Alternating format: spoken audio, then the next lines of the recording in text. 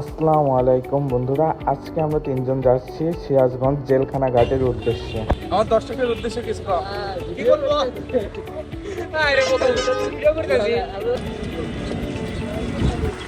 Hello guys, আজকে আমি আমার বন্ধুদের সাথে যাচ্ছি। আমার দর্শকের উদ্দেশ্যে কিছু কও। আপনারা যারা আমার বন্ধুকে ফলো করেন সবাই আনফলো করে দিয়েন, কারণ আমার বন্ধু একটা বোকা চোদা। সিয়াম, তুমি কও আমার তাড়াতাড়ি উদ্দেশ্যে। আনফলো করেন। কারা আনফলো করবো? কেউ তো ফলোই করে না। আরে কষ্ট ফলো করে, আগে ফলো করবেন তারপরে আনফলো করবেন।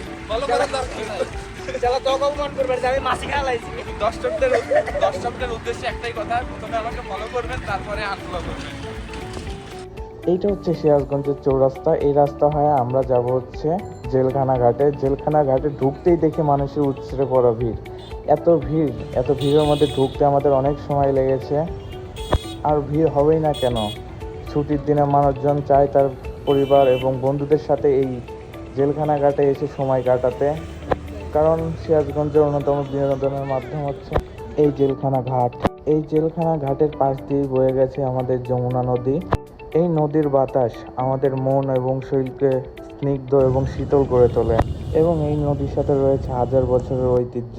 এবং এইটি একটি দর্শনীয় স্থান বলতে গেলেও চলে, কারণ দেশের বিভিন্ন প্রান্ত থেকে মানুষ এই জায়গাটাকে ঘুরে দেখার জন্য আসে। বলতে গেলে এটা একটি বিনোদন কেন্দ্র।